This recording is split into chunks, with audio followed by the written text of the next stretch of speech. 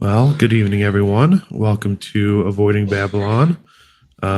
If you are watching on Facebook or Twitter, feel free to continue watching there. But if you switch over to YouTube, you can join the live chat and put in any comments or questions you might have.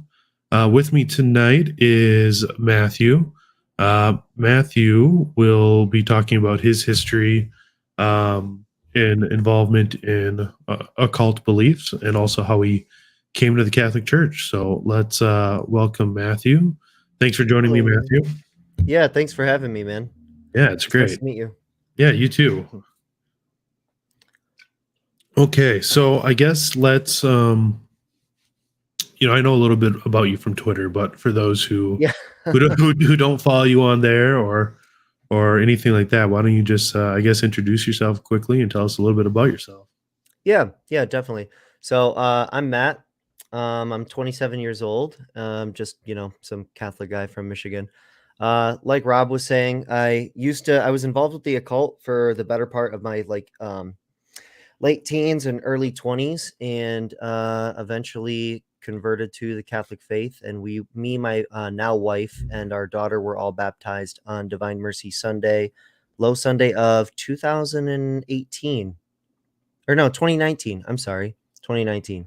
Started RCIA in 2018. So it's been just over 3 years. Yep, Congrats. just over 3 years. Yep, thank you. Yeah, just last, or really, actually, I think today, the 28th. It would have been the 28th that year. Yeah, So, my wife came into the church 3 years ago at the Easter Vigil. So oh, that's awesome. yeah, it was a good year, huh? Yeah, it was. It was. So so you said you converted. So you weren't raised Catholic or anything like that then? No, I wasn't raised Catholic. I was raised in like a non-denominational sort of American evangelical Protestant home. You Okay. know, yeah, your run-of-the-mill like light show church. Light show, rock bands, Yeah, fog machine, all 100%. that good stuff. Yep, that was the vein of American Christianity I was raised on. Okay. I'm guessing that didn't hold your interest then into the teens. No. By the time I was like 12 or 13, I was going with my family still, but I was definitely like checked out for Okay. sure. So then um how did you go from that to I guess finding out about I guess we can just use the term occult. Yeah. Finding out about the Yeah. occult, getting into it. I guess how did it all really start? Yeah, I mean, it's a good question. It's one I kind of really still ponder on, and like what's the exact first initiation or introduction to it. Right.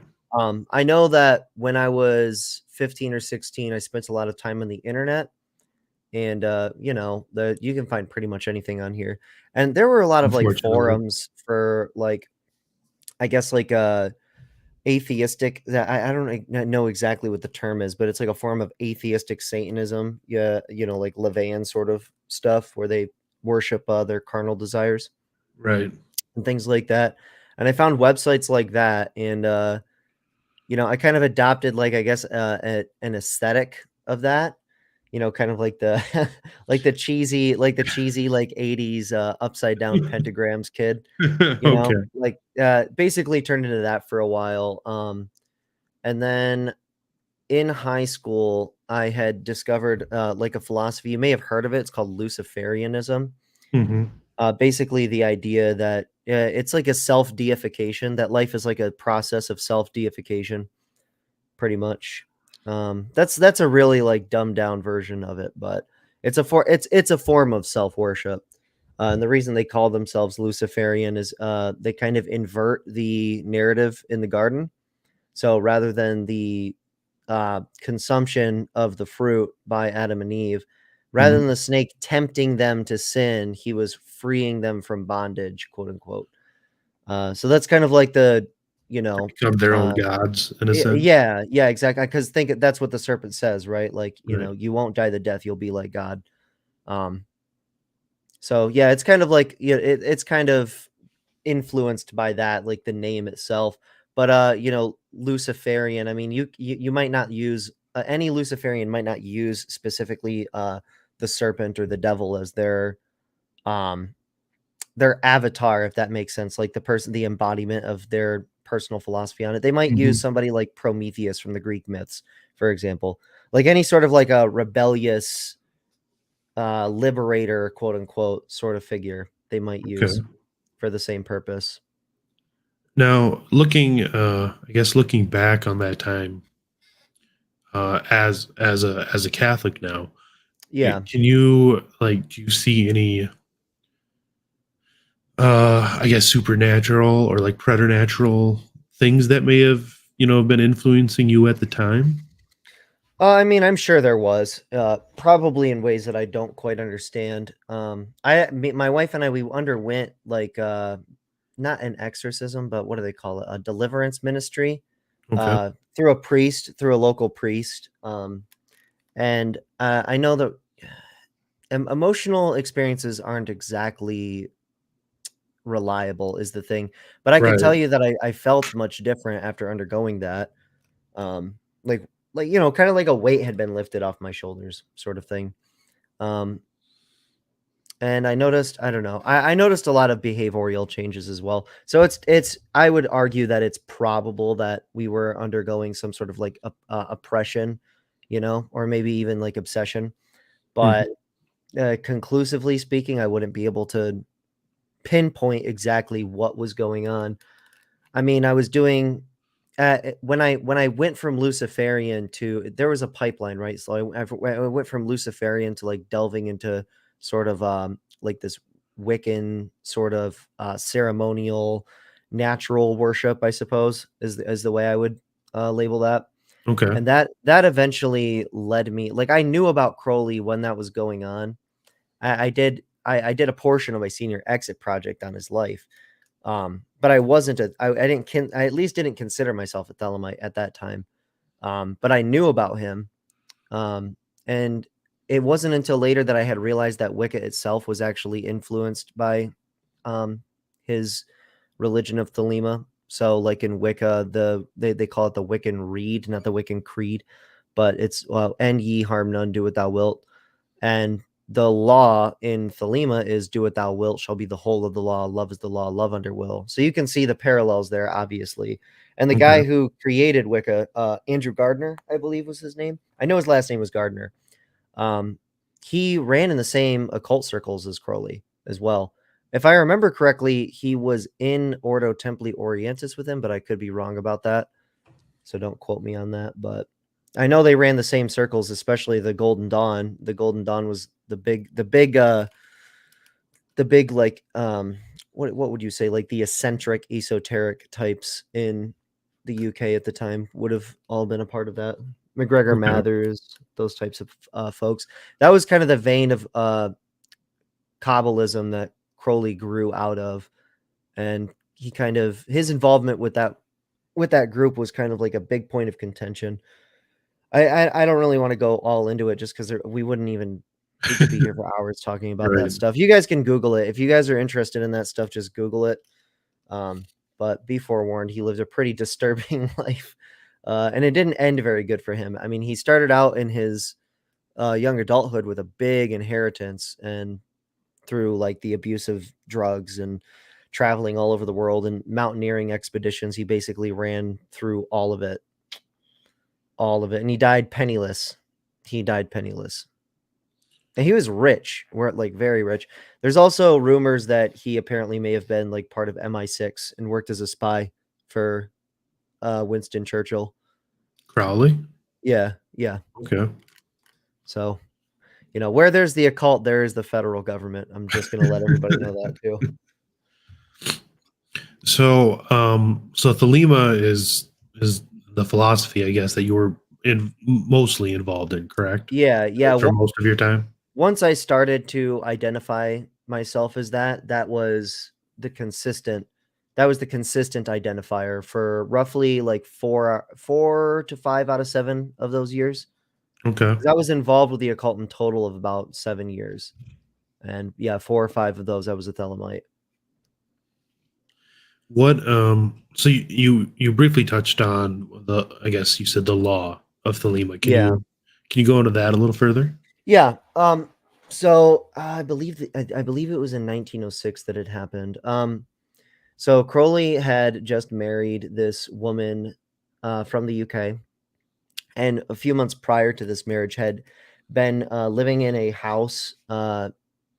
I think in Scotland. It might be in Ireland. I'll have to. I think it's Ireland actually, but it's called Boleskine House. It burned down a few years ago, actually. And it's is it on Loch Ness? Let me look. In fact, because there's some weird stuff going on with the house too. But let's see. Yeah, it is in Loch Ness, so it's in Scotland. Okay. Scott. Yeah, it's on Loch Ness. And he was living in this home doing like a ceremonial ritual. It's called the Rite of Abramelin. Um, and basically it involves it's just to convolute this into a really short summary. It involves a lot of fasting and abstaining and living in the middle of nowhere, and building an oratory, a place of prayer, and then summoning multiple demons, and then banishing them away from you. This is what they believe. I'm just being frank about it. This is what they actually believe is happening. And he performed this right. The whole point of it is to achieve what they call knowledge and conversation of your holy guardian angel, which is equivalent to. So, if you know anything about the Gnostics, they believed in this thing called the daemon.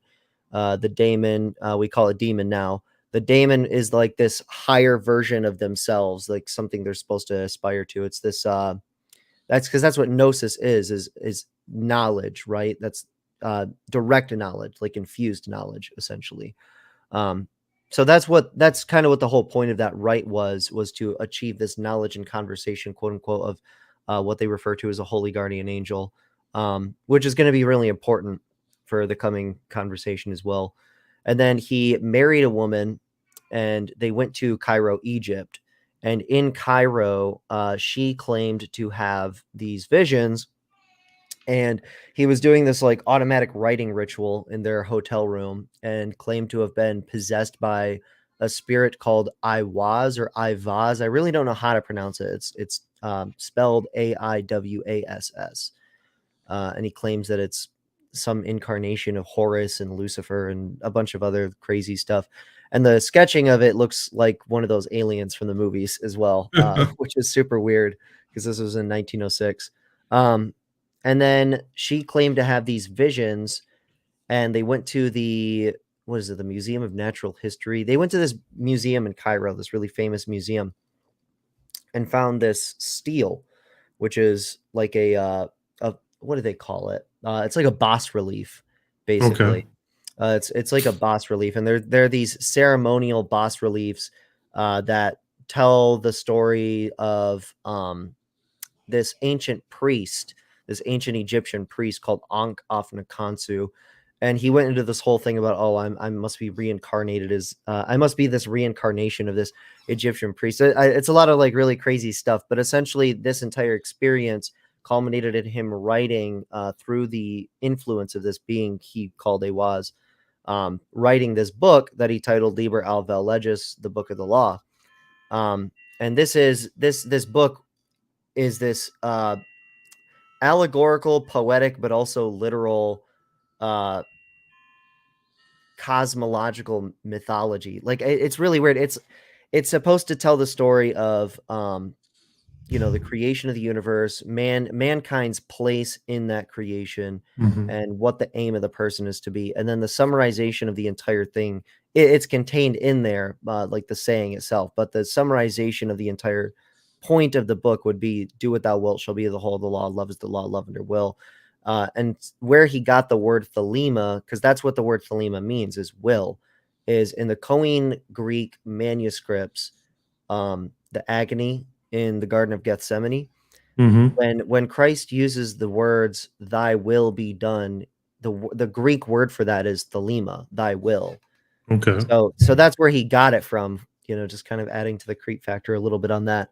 But that's essentially where this entire philosophy comes from, is this drug induced, um, automatic writing session and the visions of his wife that he had just married like a week before that, after performing a ritual where he lived in this house for like 90 days or something like that, isolated from everybody and starving himself and all sorts of crazy stuff. So that's the whole religion itself is just like a psychedelic influenced fever dream, basically. Okay. Like, truth be told, the whole notion is the aim of the religion. So most people would ask that, right? Like, well, what's the religion Yeah. about? When you're Islamic, there's a central focus. When you're Catholic, there's a central focus, and Mhm. so on and so forth for every religion. How do you live it? How do you live that religion in your daily life? Yeah, exactly. And that's a good question. And it's one that's going to have a lot of different answers, but the constants that you're going to find is that so in Thelema, the aim, of course, is achieving this knowledge and conversation of the holy guardian angel, as I mentioned earlier. Yeah. The whole point of trying to achieve that is that the running belief is that if you achieve this knowledge and conversation of your holy guardian angel, then what's called your true will would be revealed to you, or that you would come closer to attuning yourself to it and figuring it out, identifying it. Because the whole point in Thelema is to try to figure out what your purpose is in life, your Okay. higher purpose, like your destiny, I guess. And that's what they refer to as your true will or your pure will. They're kind of interchangeable terms. And you attempt to achieve this knowledge and conversation of the holy guardian angel by undergoing tons of different ritual like ceremonies. So that can range from different types of yoga, like breathing exercises and posturing and things like that, transcendental meditation, ceremonial ritual magic. They do this thing called saying will, which is kind of like a prayer over your food, essentially. Okay. So that in daily life, it can look different for different people, and it really just depends on the person. See, for me, like I didn't get involved with the groups or anything like that. I tried to, but I was just young and didn't really have like the transportation or anything like that. Right. I went to one OTO like social meeting sort of thing because they have these Gnostic, they call them the Gnostic Mass. Anybody who's read Taylor Marshall's Infiltration or watches his show may have heard him talk about it before. But they have this thing called the Gnostic Mass. So you can go to those and attend like social meetings because they're the secret society that is basically like the main body of Thelemites today is the OTO, the Ordo Templi Orientis. And they have an exoteric, like an ecclesiastical organization that is attached to them called the Ecclesia Gnostica Catholica, the Gnostic Catholic Church, and they're the ones who put on these masses, quote unquote. It's pretty vile stuff. I won't like go get descriptive as to what happens there, but there is like nudity involved and like a mock Eucharistic sort of thing. They don't use. I know some groups use like satanic groups. I've heard at least that some groups use like stolen consecrated hosts. That Mhm. wasn't the kind of thing going on there, as far as I know. I don't know what they do like in secret meetings, of course, but Right. like as far as like the public stuff goes, somebody makes they call it the cake of light, and somebody makes it, and it's made with like bodily fluid and stuff like that. It's just gross stuff. Um, I don't know what they're doing like in the inner sort of groups, like OTO itself rather than EGC. And then they have other groups as well that are even more compartmentalized, like the AA, the Astrum Argentum. At least that's what people think it stands for. Nobody actually knows. Um, but yeah, I mean, living it in daily life, it could look different for the individual practitioner than it would for somebody who's involved with esoteric groups. Because somebody who's involved with those sorts of groups can get more elaborate and do all sorts of different things. But the running crux of it is constant practice in ritualistic ceremonies to basically hack your psychology to constantly be affixed on trying to ascertain what exactly your true will is. And then once it is ascertained, which isn't exactly like it's not momentous, right? It's a constant process. It's processional. Progressive. Yeah, exactly. It's a progressive system. And then if you're involved with the esoteric groups, the more you learn, Mhm. that's how you attain degrees, is by undergoing various steps and things like that. So I don't know what like degrees would look like for an individual practitioner like myself, but or how that translates. But yeah, I mean, that's the crux of it. Who do they believe? I mean, where do you get this will or purpose for your life from? I mean, is it from God? A God, Yeah, or that's a good question. And that's one thing that I never really got a clear answer on. It seems to me like the running belief is that it comes your from like well that it's predetermined, but I guess they don't really specify what the exact source would be. What do they call it? Like the nous? It's a Greek word. But Gnostics used it as well. Yeah, the nous.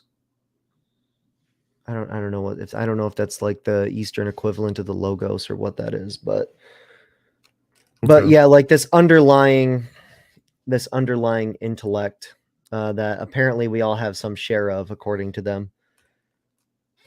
Because the running idea is that your holy guardian angel isn't just like a higher version of yourself. It's also like a portion and part and like a personalized portion of like this collective consciousness that we're all part of, some like hive mind, some spiritual hive mind. It's all too big brained for me. um. So how did you go from that to becoming Catholic? What first sparked an interest in the Catholic Church? Yeah. Well, it's funny. Oddly enough, being involved with that sort of life, especially like the focus on ritual and ceremony, I kind of had like a curiosity about the Catholic faith. Of course, I had an aversion to it, especially as a Thelemite, just because the notion of assenting your own intellect to an external source, excuse me, whether that be God or a church, especially a church, was like, oh, just a vomit-inducing thought at the time. Like, well, you would give up your intellectual autonomy, which it was just a fundamental misunderstanding of what it actually means to believe and profess the Catholic faith. But that was kind of my outlook on it. But I was still curious about the church, especially like its ecclesiastical function, like the government of the church in particular, and then the historical basis for its existence was something that always intrigued me. I mean, Okay. particularly because I had a love for Western civilization, even as an occultist. Especially like classical Rome and classical Greece.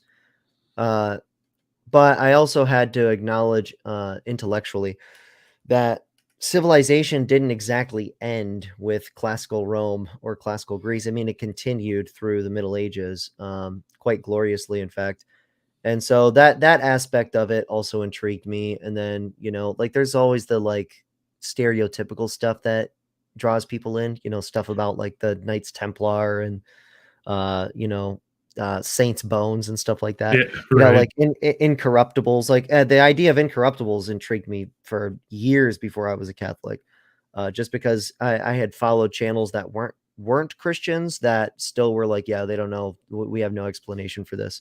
Um, so that the idea of miracles and things like that intrigued me before, but the turning point really.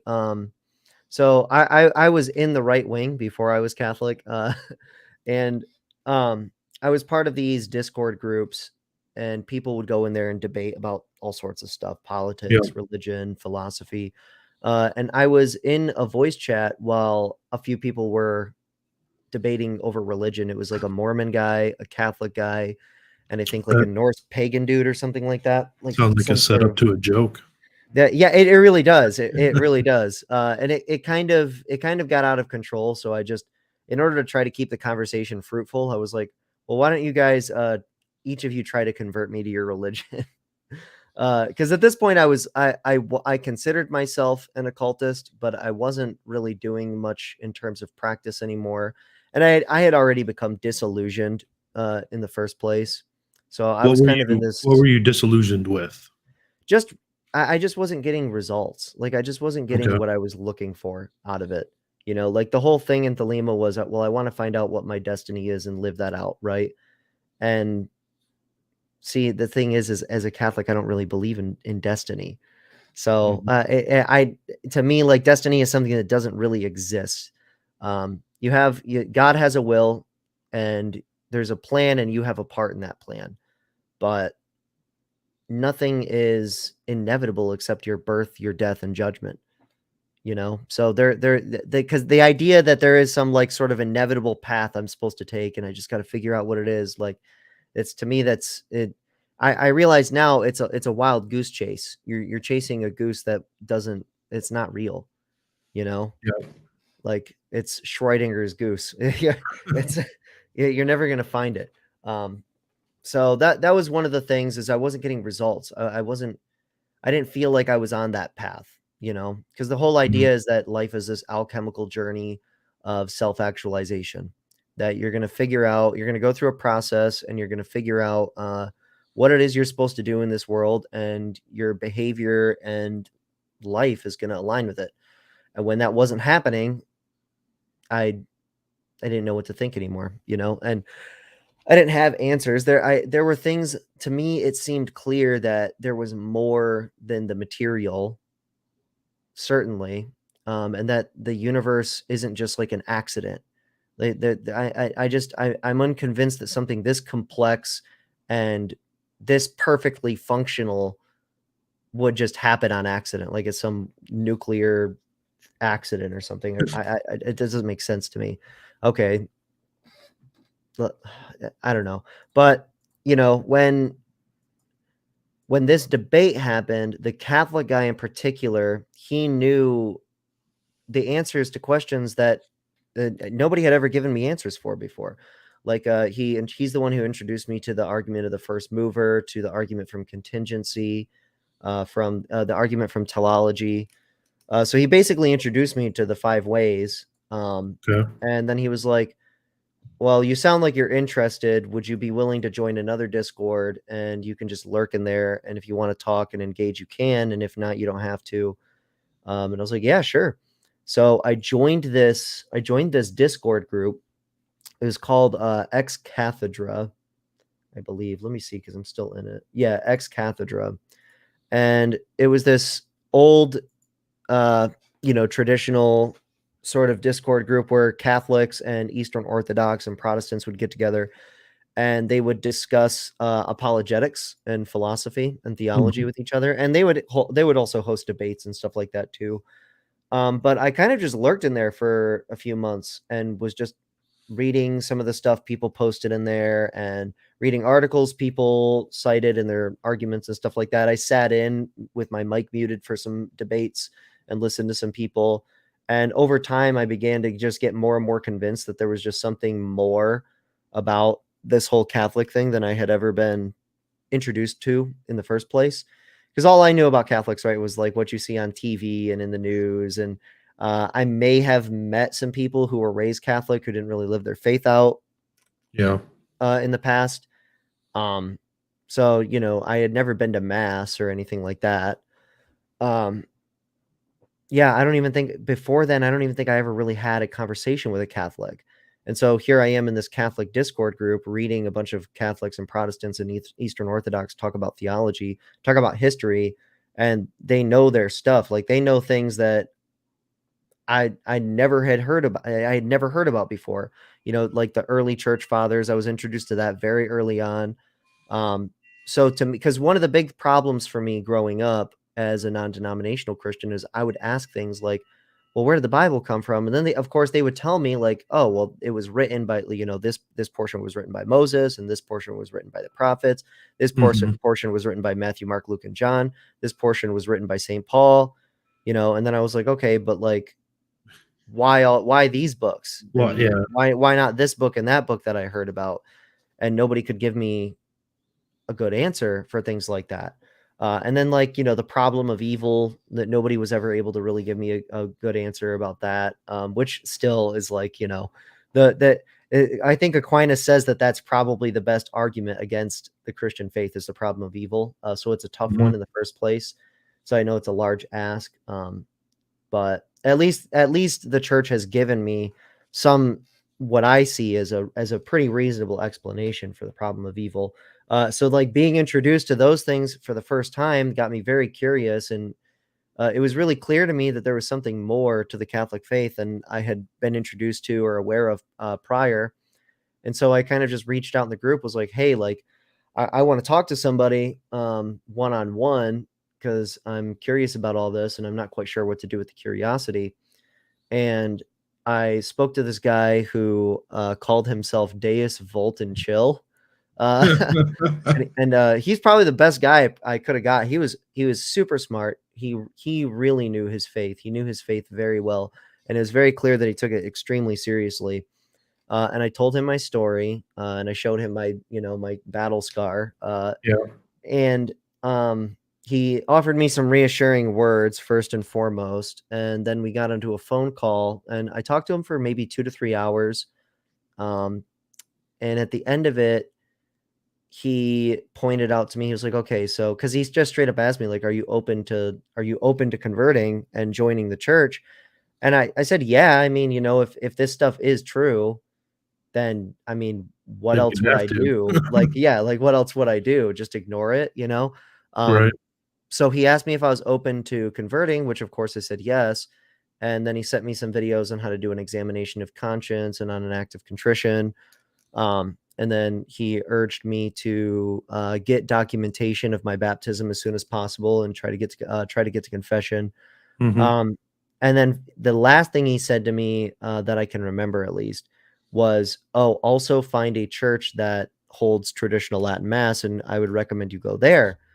And I said, "Okay." And I didn't know anything about that Right. at the time, but I looked up traditional Latin mass near me and found a local church that has a diocesan TLM on Sundays.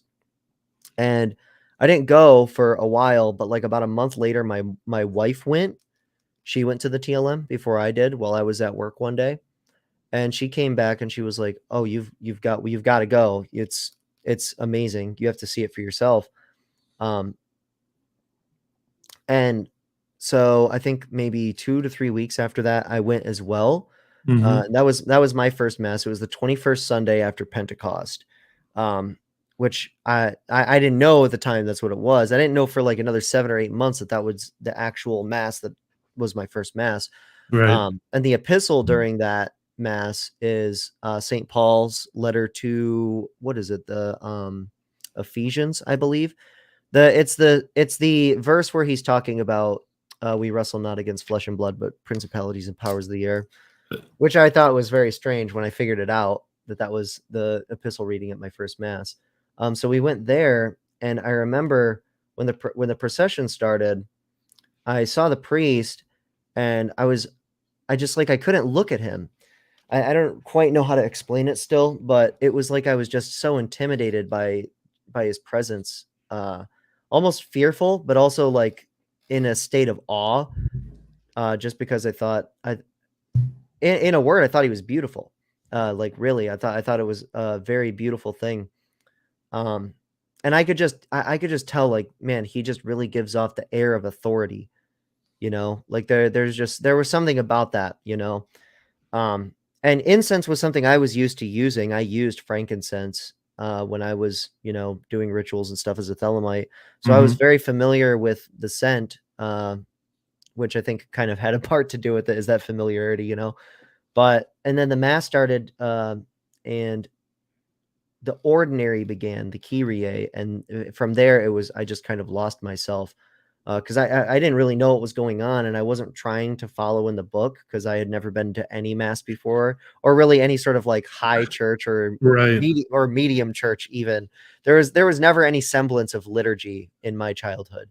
Like the most we did was show up and we might sing some hymns, but there was never any sort of like missal or handout you'd have to follow Mm. along with. They just had like a projector screen.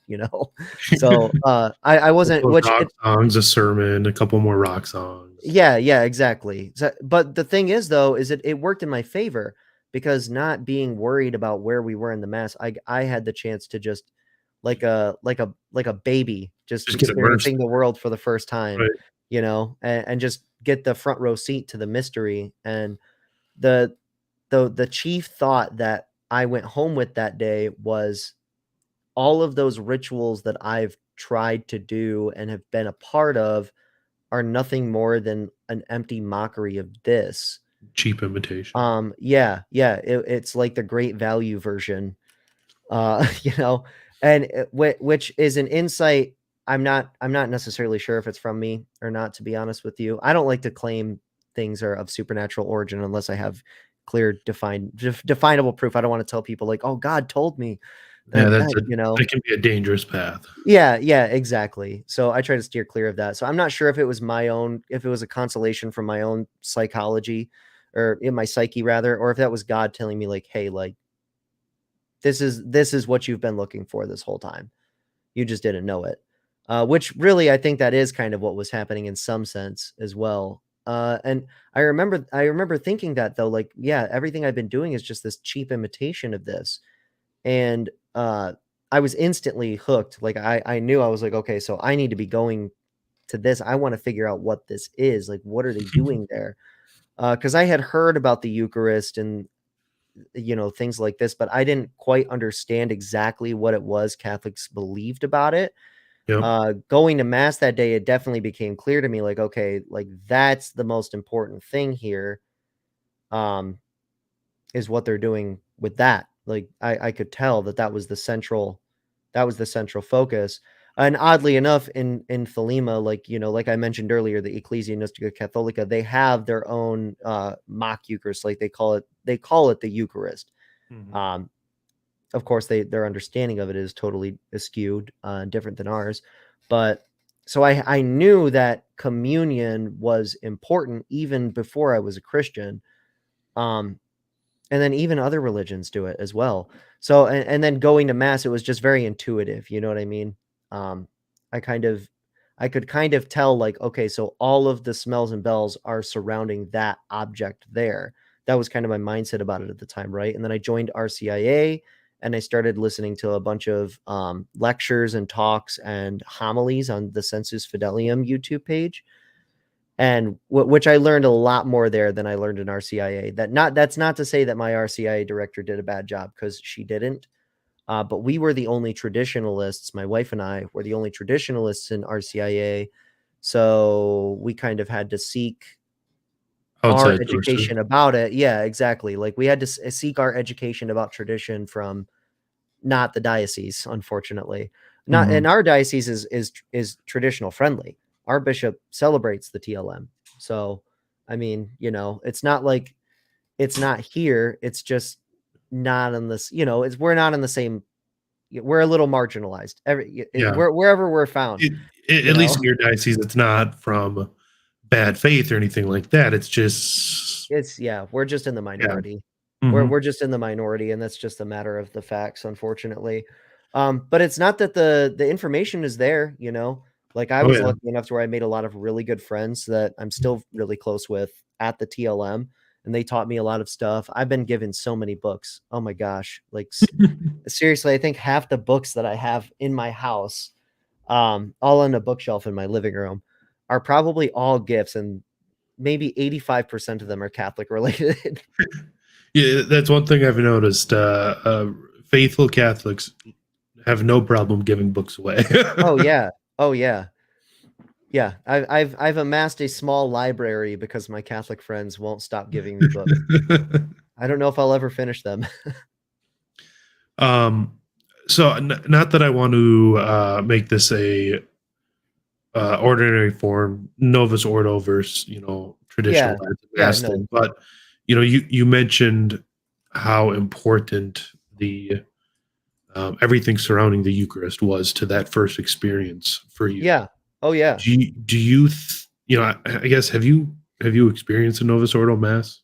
A couple of them, A yeah. couple. I've been, maybe, like, 9 or 10 times. The last time that I went to the Novus Ordo was, St. Patrick's Day in 2020, which was the final day that, public masses were available during that short period where we did not have them. I know some people are still without it, and my heart goes out to you, but we only were locked away from that for a few months. So that was the last time I attended Novus Ordo, was 2 years ago, St. Patrick's Day. So Hannah here says just wants to thank you for this. she's a convert from the occult as well. So Oh we're yeah, of course. glad to have you. Glad to have you in the church, Hannah. Do you think if your first mass had been, I guess, a typical ordinary form mass, do you think you would have still seen that central importance of the Eucharist in it as much? Do you think it would have caught Um, your it interest certainly the it same way? certainly wouldn't have been as intuitive for me. For the It's hard to say yes or no because I don't know how much God was working on me directly, True. Yeah, very true. and how much he was just letting my prior experiences come to fruition with what I was witnessing. So, I mean, a part of me wants to say, yeah, probably, but it may have been a a much slower experience for me. Hmm. Um, but what I will say is that I know that with it being a TLM, with my first mass being a TLM, that had a humongous impact on just how enamored I was. Look, the reality is that there's a reason I was attracted to specifically like esoteric and occultic groups of thought, right? Or schools of thought rather. So what does the word occult mean, right? I mean, you actually find this Latin word occult in like the Summa Theologica, sometimes in the liturgy, because the word is just a Latin word meaning hidden. It means that something is hidden. And esoteric, what are esoteric schools of philosophy? Those are schools of philosophy where the people who adhere to those philosophies believe that in order to come to knowledge or realization about certain facts of life or other sorts of schools of thought, that you have to be initiated by people who are in the know, essentially. So I was looking for mystery. Like very clearly, I was looking for something mysterious and hidden, right? And in a word, sacred, because that's what the word sacred means, is Right. hidden. Um, I was looking for the sacred, and I was just looking in the wrong place, ultimately. And when you go to TLM, and obviously the Novus Ordo, when it's celebrated according to the rubric ad orientem, with chant, with incense, proper vestments, Latin hymns and things like that. It's very beautiful and it is very mysterious. It's sacred. But the thing is, right, is that's not what happened for me. I don't know why it didn't happen like that. God put some guy in my life that I didn't know, and he told me go to TLM, and I didn't question it. And I went and I was like, oh, so this must be like what everybody does. And then I went to the rite of acceptance and was like, this is not what everybody does. And I just kept going to TLM and I haven't stopped. And I have no intention of stopping. Have No you intention. did you ever talk to that that That gentleman guy, online? Yeah. I have tried to find this guy for so long. And if any of you know who Deus Volt and Chill is from the old Ex Cathedra Discord server, and you have the chance to show him this, I guess go ahead. Tell him to reach out to I'm me. sure he'd love to know that you're in the church now from him. Yeah, I think honestly, I kind of have a hunch that he may have become like a monk or something, because he disappeared from the internet. And a couple of years ago, I actually went back in the chat logs in the Discord recently to try to find out if anybody said where he went, and they just said IRL things, quote unquote. Like, IRL things. yeah, like I don't know. So maybe he joined the seminary or something, and he doesn't use the internet anymore. Maybe he's a Carthusian. I have no clue. Well, nice to have you here, Greg. Thanks for joining us. Yeah, Um, I'm really terrible at formulating my thoughts verbally. I'm much better at doing it over in a writing format. no, yeah, you're doing great. So I guess just Oh, some things excuse me. I noticed from how you described your, I guess the transitions through your life. You Yeah, non-denom sort of, how do I describe it charitably, empty sort of I'll describe it attempts at worship. uncharitably.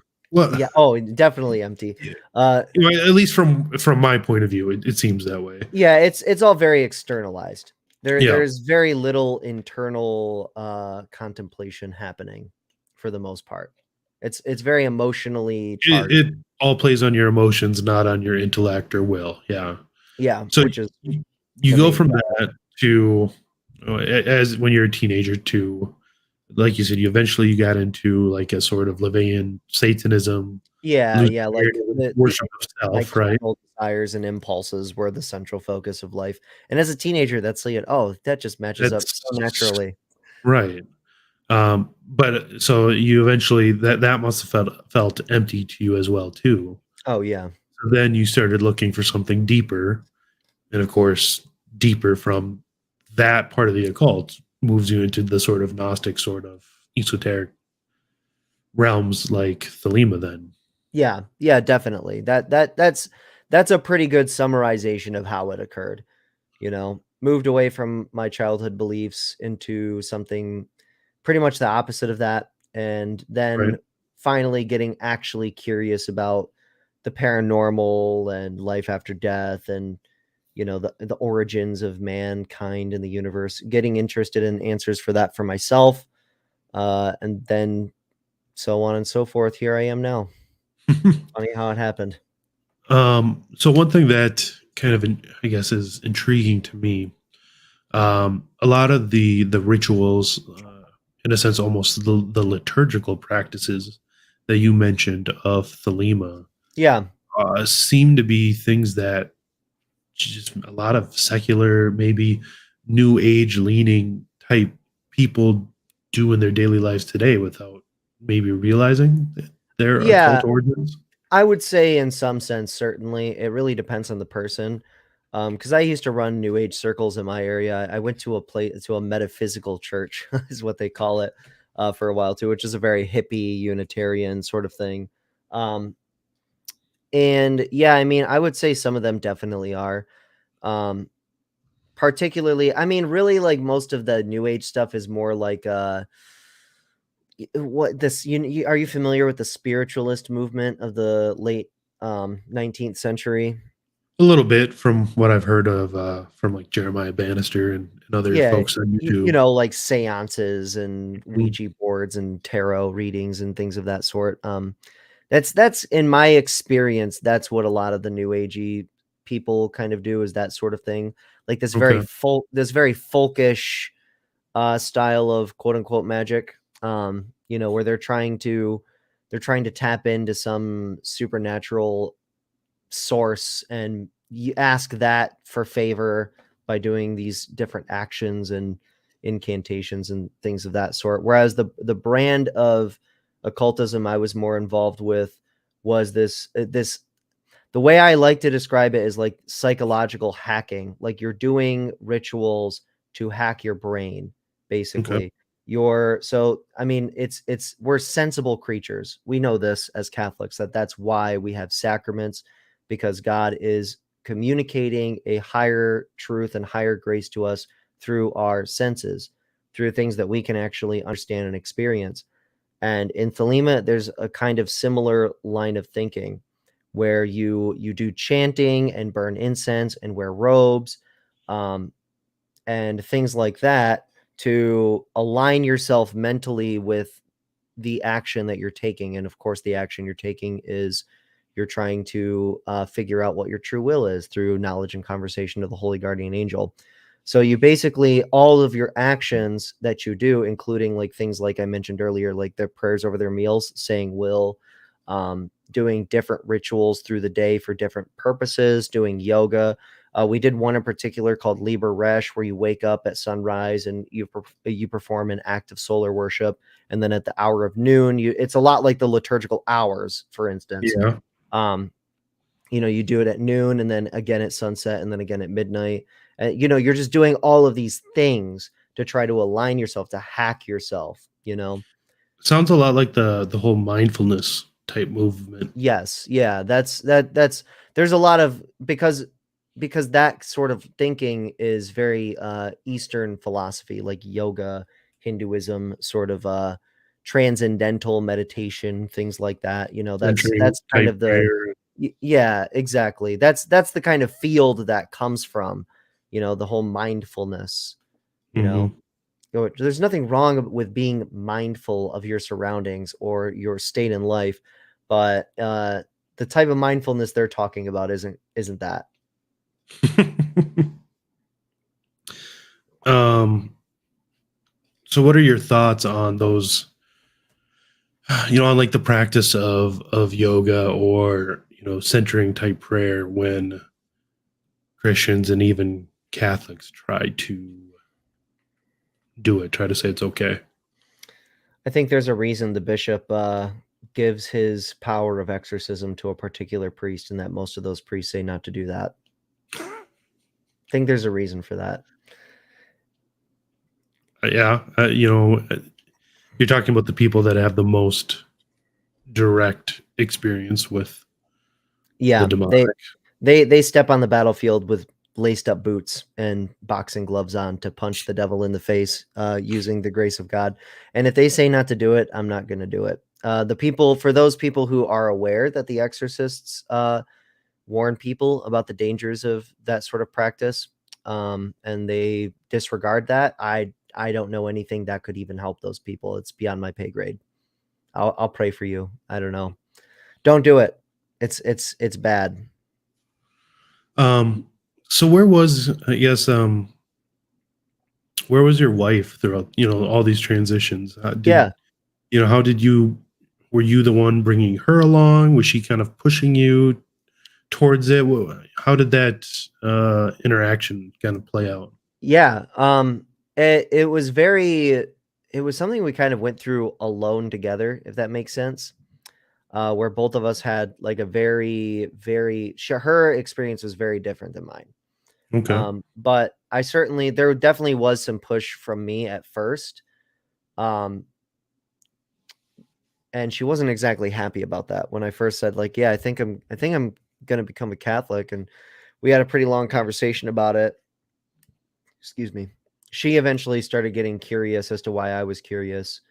And, then she's the one who went to mass before me. And at that point, that was really when she was like, okay, like you've been talking about this. And I went and tried, I went and attended the mass and it was amazing. Like, you've got to see it. You've got to see what this is all about. And she started taking it pretty seriously, like trying to figure out how to join the church and all this sort of thing before I'd even attended my first mass.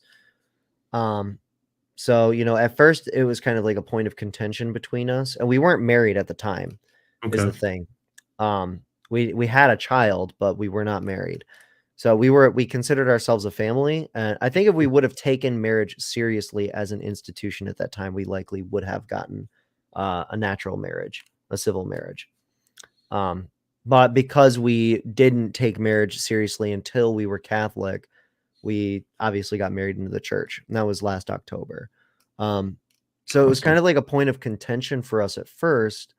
But then as her curiosity on the subject grew, it leveled out, and there was kind of a little push-pull between us from then until we finally both joined RCIA and went through that process. I think the first tweet of yours I might have seen was from your guys' wedding last October. Oh, wow, really? Yeah. Oh, that's awesome. You in the suit with the super long hair.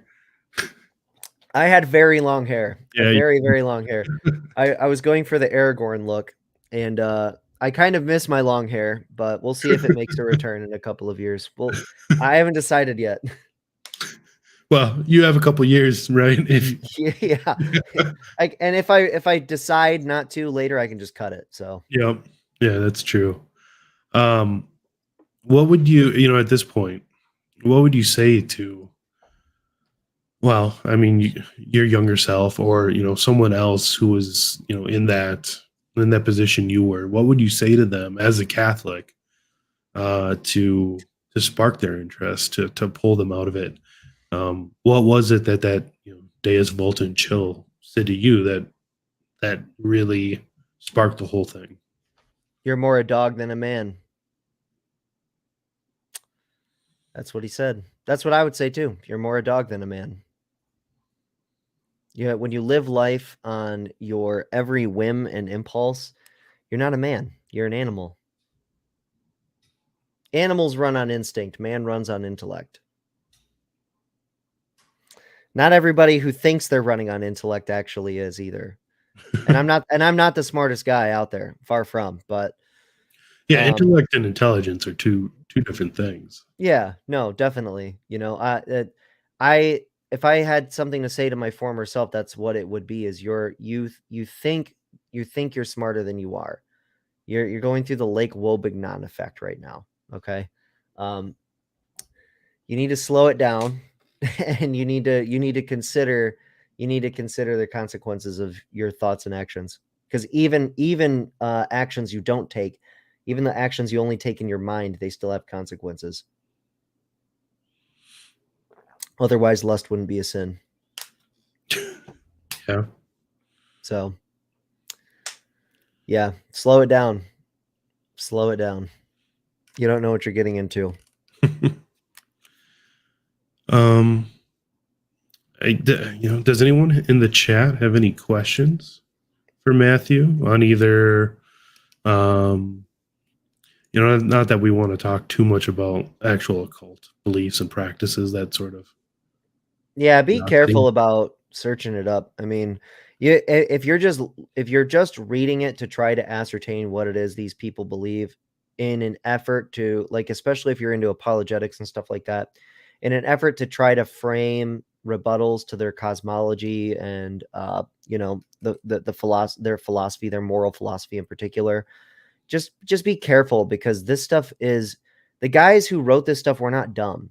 Okay. Like, the guys who came up with this stuff weren't stupid. They weren't just a bunch of hippies smoking in the woods and doing drum circles. Okay. These were highly educated uh, individuals, and they're highly charismatic individuals, particularly the likes of people like Eliphas Levi. Like, that guy was in seminary, in a Jesuit seminary, was going to become a priest. I'm pretty sure he was ordained to the transitional diaconate or the subdiaconate. It may have just been the subdiaconate. Back then. Yeah, I think he was a subdeacon, but he actually was. So what's weird about it, right? So you know how I mentioned that I had that thought in my first mass where I was like, oh, well, everything I've been trying to do is like this cheap imitation of this thing. There's actually a quote that's attributed to him posthumously where he claims that if you're a ceremonial magician, if you're a magician, then you're in competition with the Catholic priesthood. He says something along the lines that the Catholic priest summons the true and living God, and he does not tremble. He holds him in his hands and doesn't tremble, while the sorcerer conjures the demons with terror in his heart, or something like that. That's a rough paraphrase, but Here, I can actually put it on the screen. yeah, there's a blog post from a place called Coriesus Sacratissimum that does the quote that I've seen. But I know that blog is also a point of controversy in the traditionals. Yeah, here it is. Yeah, that's one of them. The ancient rites have lost their effectiveness since Christianity appeared in the world. The Christian and Catholic religion, in fact, is a legitimate daughter of Jesus, King of the Mages. A simple scapular worn by a truly Christian person is more invincible talisman than the ring and pentacle Solomon. Catholics alone have priests because they alone have the altar and offering the whole of religion. To practice high magic is to compete with the Catholic priesthood. It is to be a dissident priest. Yeah. Yeah. So there you go. And that's from the guy who, so if any of you don't know who Eliphas Levi is, if you've ever seen that depiction of the Baphomet, the man with female The trans yeah. Yeah, exactly. The goat head with the torch in between the horns, sitting on the throne, Salviat coagula. It's an alchemical symbol, the Baphomet is. But that's the guy who created that artistic depiction of the Baphomet. The guy that said that quote. That's a posthumous quote attributed to him. Nobody actually knows if he actually wrote that, but it has been attributed to him. So we're going with it until somebody proves otherwise. Yeah, exactly. Because I don't know who said it if not him. So, but yeah, that's the quote. So I mean, yeah, I just found out about that like a year and a half ago, that quote. So I was like, man, that's kind of weird, because it's kind of how I felt in a way. It's just a much more poetic way to say it, I guess. Yeah, I suppose that quote isn't highly publicized in occult circles. No, definitely not. And if it is, then it's probably claimed, oh, he's being hyperbolic, or he's driving home a point or something like that. Like Hmm. they like to do stuff like that. They like to twist words and make them mean something they don't. Um, Well, it's kind of the whole. Well, that's kind of the whole thing, oh right? yeah, that's the war on language that we're undergoing right now.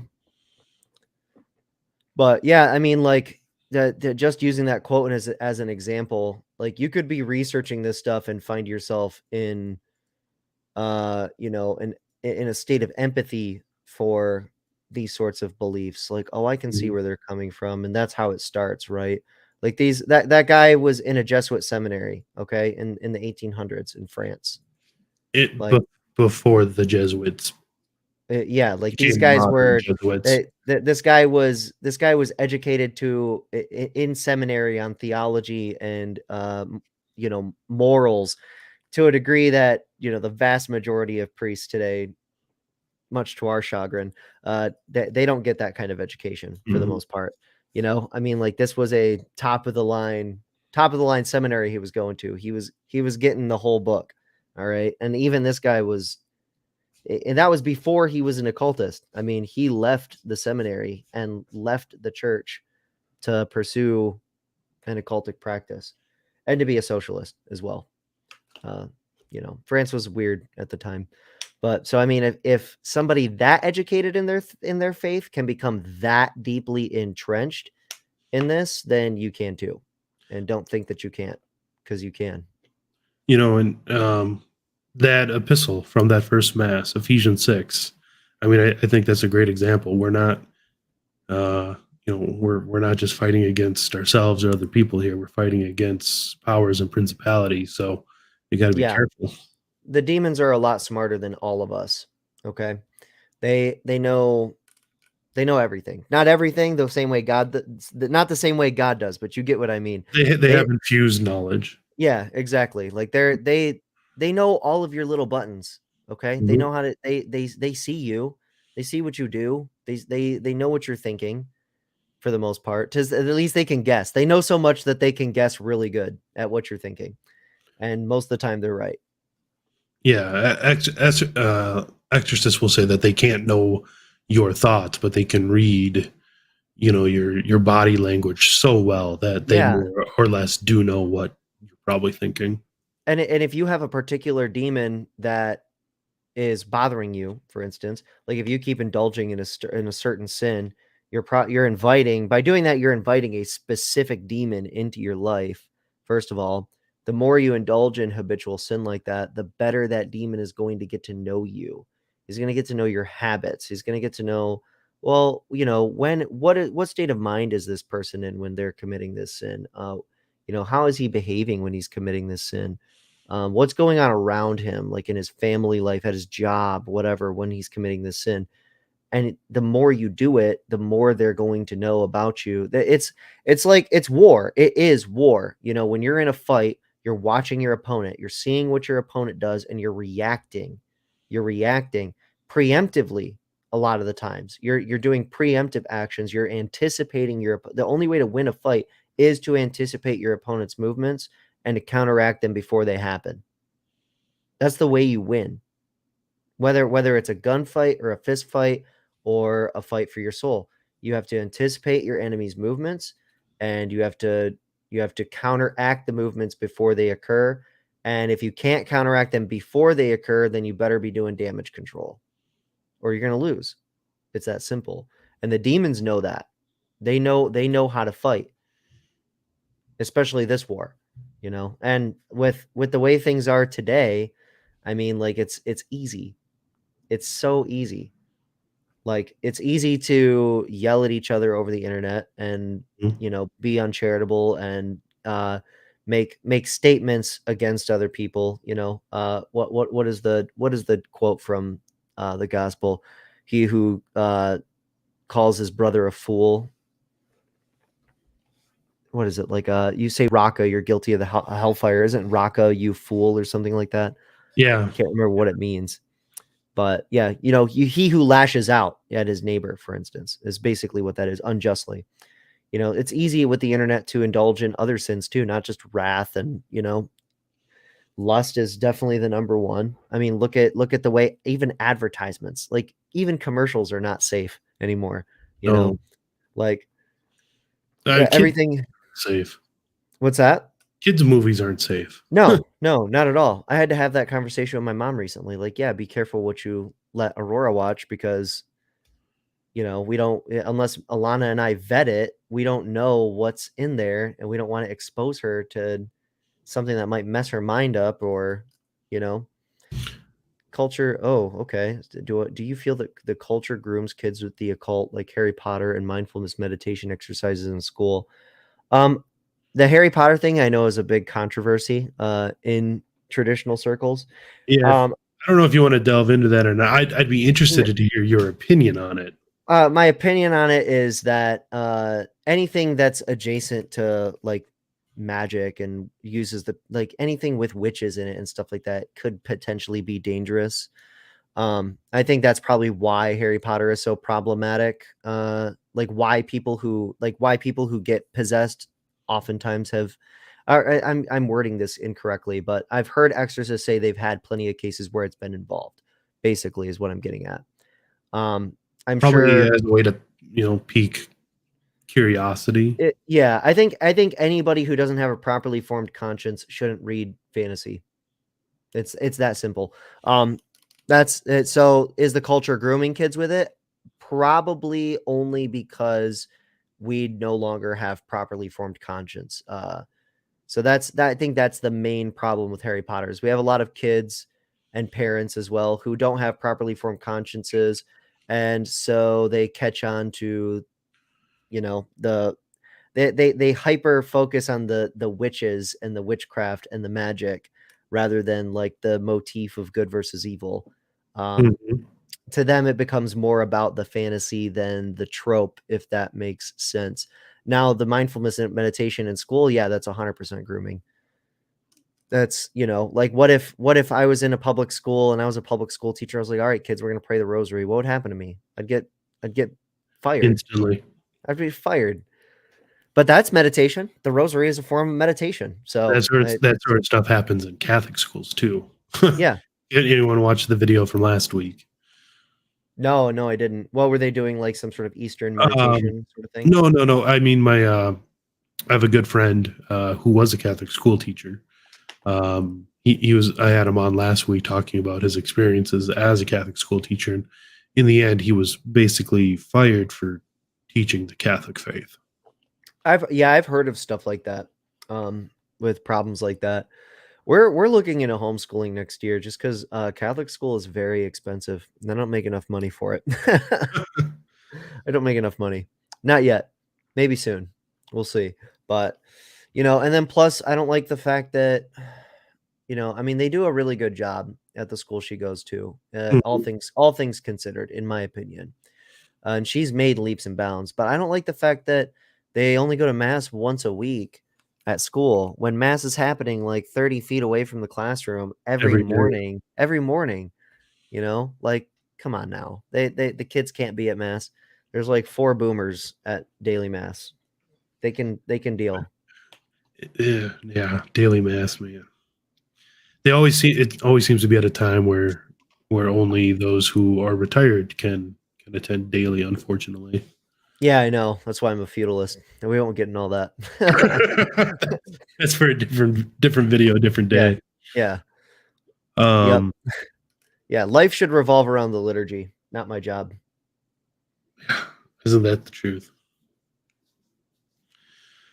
Um, yeah. Let me look at some Do of you these have, comments. yeah, you should be able to see them from your side. I Oh, threw okay. up most of them. Yeah, thank you everybody, by the way, for your well wishes. Yeah, and so Hannah mentioned about 30 minutes ago about back in Mhm. the days without internet and knowing very little. That's the thing as well, is it's odd to say, but I'm kind of glad that it happened because I'm not sure. I'm not entirely convinced that I would have been as open to becoming a Catholic if I didn't have that experience. Just because, so like I mentioned as a child, right, there was really no emphasis at all on like the sacred or on silent contemplation or, like any sort of ceremony or ritual. Like weddings were the most ceremonious thing, not, we did communion once a year and it was out of like little plastic cups and these little like oyster cracker type things, you Crackers are know? great. Yeah. Very like low church Lutheran sort of thing. Yeah, that's the truth. Not that is the truth. Nothing is to be preferred to the work of God. And Rob is right. We do live in a very unfortunate time where, like, I mean, I missed Ash Wednesday this year for the first time since becoming Catholic because I was working a job that I was getting up and leaving at 6 a.m. and not getting back home until 7 o'clock at night. And that was just my life Monday through Friday. And the great thing is, though, is I put my 2 weeks in a couple weeks before Holy Week. And then the week of Holy Week, I was like, yeah, I'm not coming in Thursday or Friday, just so you know. They were Great. like, That's they were awesome. like, what are we supposed to do? I was like, I don't know, figure it out. And next week's my last week. I don't care. I'm going to Holy Thursday and Good Friday, and there's nothing you can do or say that will ever convince me that I'm not doing that. So you just got to make it happen. I don't know. I guess just tell your boss, like, hey, I'm going to mass this day, this day, this day, and this day this year. And if you don't like it, I don't know. Of course I'm kidding. I'm kidding. I know a lot of people unfortunately don't have the ability to do that, but I'm lucky enough to have had an opportunity lined up, basically, is how that worked out. But yeah, I mean, Mhm. we live in an age like that where it seems like the mass is always taking the back burner, like kind of how we didn't have access to the mass for like 4 months because people were afraid of catching a really bad flu. Uh, In 4 months, I mean, those who only lacked it for 4 months were in the yeah, I was in the lucky group. that was the lucky I group was I was exactly. I was in the lucky group. I've been back to mass since June of 2020. Like we were gone for like 3 months. The dispensation lasted a lot longer than that, but I never really, I never really indulged in it. I was lucky enough where I was there helping to tape, to record, to live stream the masses. Oh, So so you got to be there. That's awesome. yeah, so I actually got to be at Easter Sunday Mass that year. Oh, I yeah. was the only other one besides the priest and the deacon. Oh, that to me that was like the strangest feeling. Like I'm watching Easter Mass on live stream right now. What the heck is this? It just felt so strange, you And know. that was your first Easter Mass as a first Easter as a Catholic too, As a right? Catholic, yeah, it Because you was. came in no, low I Sunday came in, after. yeah, I did the Sunday after Easter in 2019. So I did not get to enter the church on the Easter Vigil. Just because I won't get into it, but there was a bunch of political stuff going on surrounding our getting our sacraments, and we had to fight really hard to get in with the traditional forms. We were lucky enough to, though, which I recommend if anybody who's a catechumen is watching this. If you have the ability to uh, get the usus antiquior of your baptism and your confirmation, please do that. Please do that. You won't regret it. You get the Yeah, same we graces from the new one, but you also there are extra prayers said in the old one, and they are I mean they're efficacious. If they weren't efficacious, they wouldn't have said them. So for 1500 plus years. yeah, get it. Trust me. And it's beautiful. It's so beautiful. It's amazing. You Yeah, won't regret it. our oldest son, we uh, actually was baptized the a few weeks before my wife came into the church, and we were at a really liberal Novus Ordo parish at the time. I had just come back to the church too, so it was Oh, kind of okay. part of our transition, and being at that sort of parish. And so my oldest son was baptized in the Novus Ordo, and still baptism, still beautiful, right? Oh What's yeah. going on, what's happening.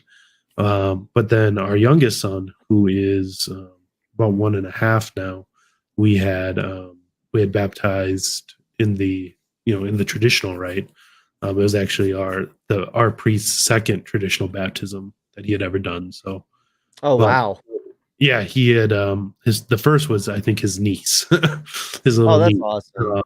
So it was really awesome that he was willing to do that for us. He taught himself the traditional mass during lockdown. So Woo. Well, that's a heck of a lockdown project. Good for father. Good for father. yeah. Oh my gosh. But the difference, it was night and day. All the extra prayers and the Yeah. putting the exercise salt on the tongue, and it was just amazing. It really was. Yeah, it definitely is worth it, and then especially for me, like all of the exorcisms and blessings that happened prior to the baptism, for me in particular, were important to undergo, in my opinion. I wanted those extra I suppose exorcismal prayers to be said over me. That was I was seeking that out. My initial advice given to me was seek out tradition. That's the way I interpret the whole, like, find a parish that offers a traditional Latin mass and go there. That the whole point is, well, if they offer traditional Latin mass, their theology is probably sound.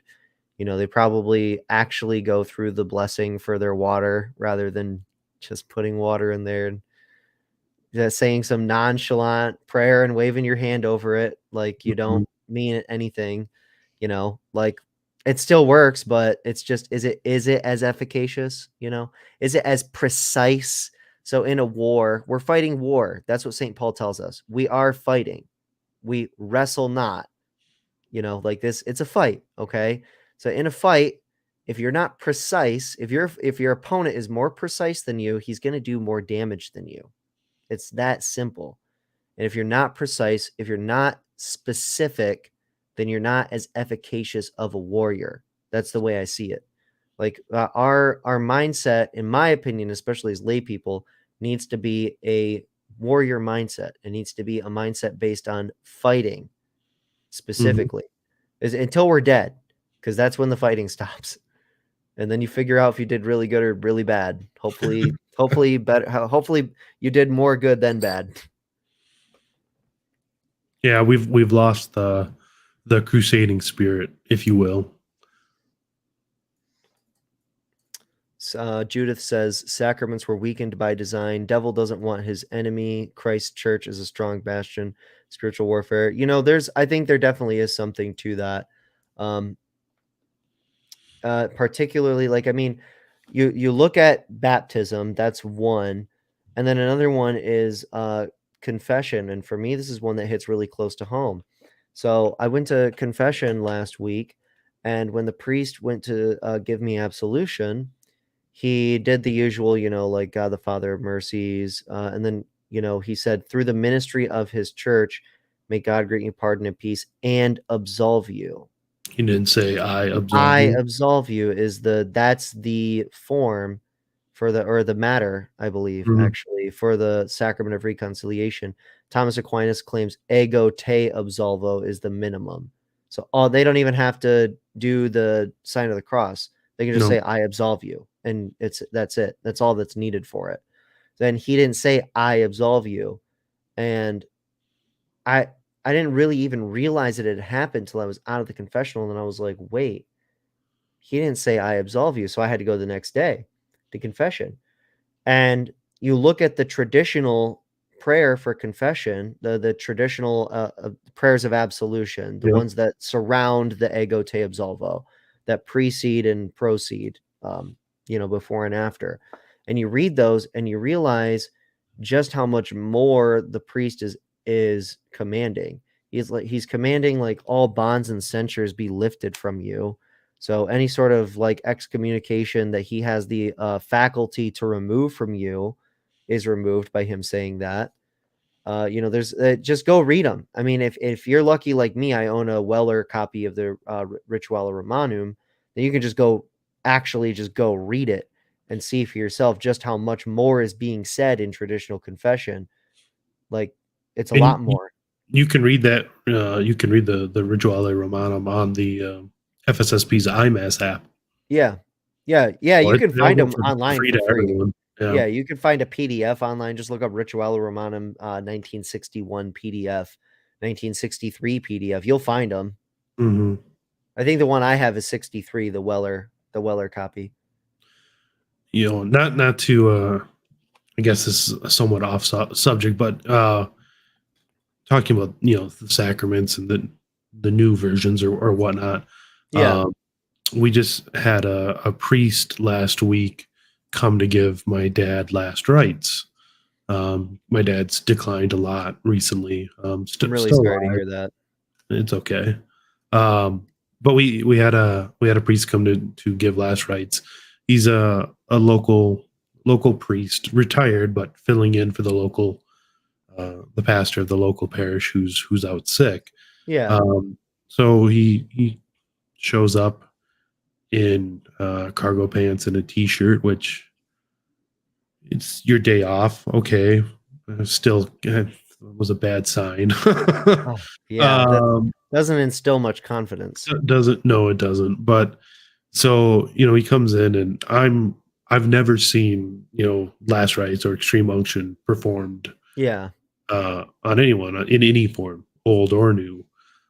So I wasn't sure what to expect, but I knew that generally there's viaticum, which is the last Eucharist, basically, Yeah. right? You had they give an anointing and absolution for any generally a Yeah, confession's involved. the apostolic blessing, I believe, right?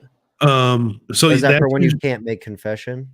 so usually confessions involved, but when a person cannot make confession, they can give absolution. But then there's also the apostolic pardon, which is a more or less it's a plenary indulgence that's applied at the very end of your life. So you can only have one apostolic pardon given to you throughout your life because, like I said, it's a pardon applied at the end of your life. So whenever Yeah. that happens to be, it grants you remission for all time in purgatory for your sins, Yeah. at least up to the time when the pardon was given. But so generally, it's a pardon that only a bishop can give, but priests can give it when there is danger of death, right? So Yeah. it's generally included in last rites, in a general anointing of the sick for someone like going into surgery. It's usually not, but I specifically asked the priest, if he was going to give the apostolic pardon, and he said no, he wasn't able to do that. He didn't have the authority. And of course, I'm not a priest. I'm just a layman, just a dad and a husband. So I Yeah. wasn't going to. We're not like canon lawyers. Right. I didn't go to seminary. I just have a bunch of books back behind me. That's Yeah. all. So I wasn't going to argue with him in the nursing home. But I did research after and asked a couple of different priests, and they have no idea why he thought that. So not that my dad didn't get the sacrament. He got the anointing, he got the absolution, but he Right. didn't get It's just that. the whole nonchalant Oh, attitude, exactly, like exactly. especially something so grave. Like you're administering a sacrament here, first of all. Yeah, yeah. Someone's last sacrament Yeah, potentially. it's You huge. have the power to not only absolve them of all sin, but then to grant them remission from purgatory, and you play that off. It was just really disappointing. Makes me wonder if he knows if he legitimately didn't think he had the authority. And Like, I'm not trying to read any bad intent into it at all because I'm not. I really think it was poor formation. yeah, And oh yeah. I A lot of like I said, problems can be chalked up to that. he's a retired priest, so that generation, I think they got really screwed out of a of good Out of priestly yeah, formation. yeah, out of a good seminary education. I've heard a lot of horror stories about seminary in the 60s and 70s, Mhm. especially the 70s. Yeah, I've heard a lot of horror stories. yeah, and Yeah, yeah, Judas no, yeah. right there. Yeah, it's like I'm not really like I go to TLM and I go out of my way to go to TLM, but that's a personal for me, it's a personal thing. You know what I Mhm. mean? Like, I'm not one of these, I don't know. I'm not one of these guys who is like, oh, the Novus Ordo isn't valid. It's not mass. It's not, the sacraments are no good or anything like that.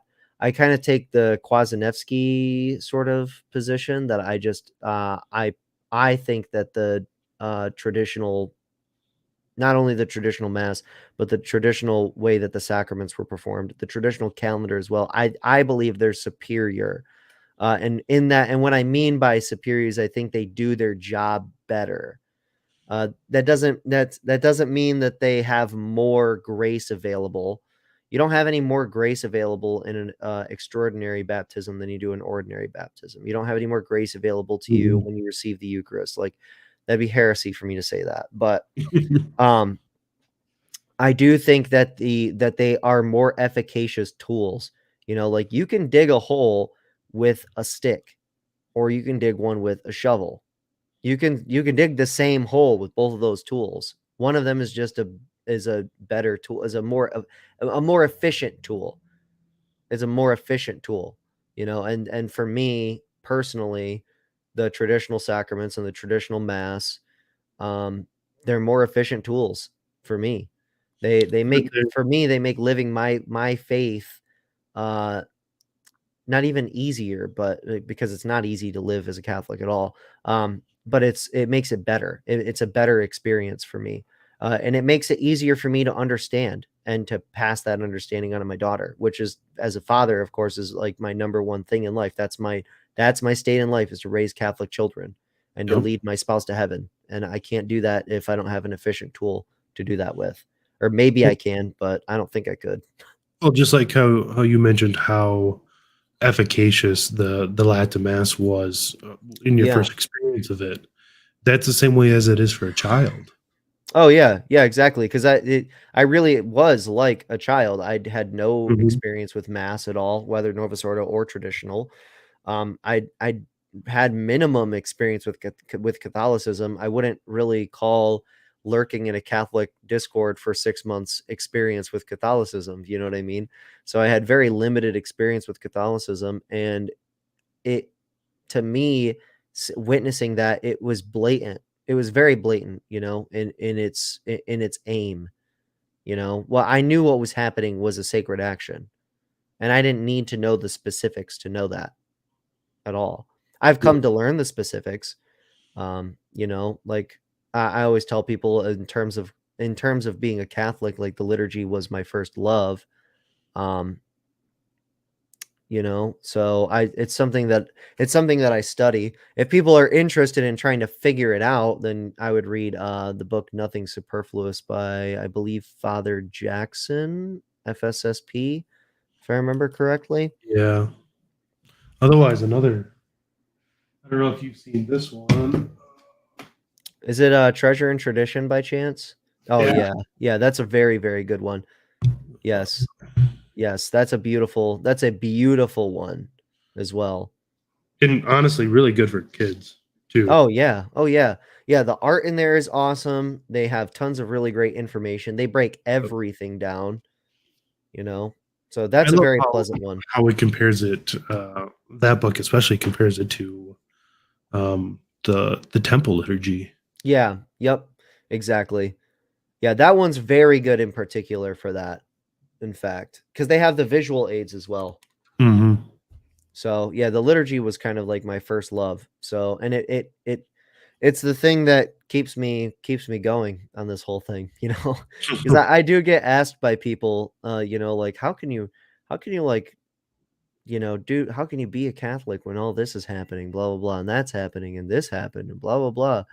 And I'm like, because that's not what being a Catholic is about. Being a Catholic isn't about who's the Pope or Nope. what's going on with this bishop in this country, or that's not what it's about. It's about sanctification. It's about the sacraments. It's about praying. It's about living your life and trying to get to heaven. It's about And you becoming know, a saint. like that there's yeah, exactly. That's you know, that's the whole point of like my username, wannabe saint. Is like, you know, I'm a wannabe. Like I'm not a saint. Like I'm a poser. That's the whole point of the name. I'm a poser. Like I I never asked you about that, but it seemed like that's Yeah. exactly what I was going for. So Yeah, exactly. Because that's a poser is somebody who acts like something you're not. And I like to say, fake it till you make it. It's like you should act like a saint as long as you're actually trying to be one. Don't do that to cover up bad do things, of right, course. don't be a Yeah, hypocrite. As yeah, the yeah. No, gospel that's says, not what I'm right? calling people to do. But try if you want to be a saint, you have to act like Emulate the saints. yeah, exactly. You got to dress for the job you want. Like you really do. You got to dress for the job you want. So that's if you want to be a saint, you're gonna have to be a wannabe saint for a while. Yeah. Well, it is 11 o'clock your time, and Yes, it I know is. how precious sleep is for a dad. Oh yeah, and my cousin Aurora was actually at my mother-in-law's for the last few days. But my cousin was here from out of town in St. Louis, and Okay, he's a third shifter, and I'm a former third shifter. So for the last 3 days, I've been you've up been until like running. I was up until like 4 a.m. yesterday, and then woke up at 6 to take him to the train station. Oh wow. Yeah, so I'm exhausted. I'm not even sure if I made any sense during my conversation at all. Oh, I'm having like an out of body I experience. I can't speak for anyone else, but no, it was a great conversation. Thank Yeah, you very yeah, much for running. oh, sorry about that. I didn't mean to interrupt you. I was just saying I had a good time. I'm glad that I came on. And if anybody ever has like direct questions, like things that are specific that they think I might know about, which I probably don't, then you can always DM me on Twitter as well. It's just at wannabe saint with a what do they call it? Underscore at Underscore. the end. Super easy, and you'll see me with super long hair and a suit. Or I think it might be different now. Nope, it still is. It's still there. Yeah, it's the same thing.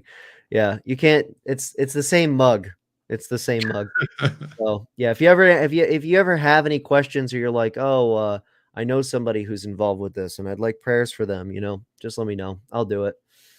And if But you don't have Twitter, email me at the email address on the screen, and I can get a hold of Matt. yeah, yup. But other than that, I'm just some guy who I post memes on the internet and say stupid things. So, for some reason people take me seriously. Well, anyways, thanks for coming on, Matt, Yeah, of course. Thanks for having me, Rob. and for everyone watching. Thank you so much for joining us, and have a good night, and God bless. Yep. Good night, everybody. Enjoy.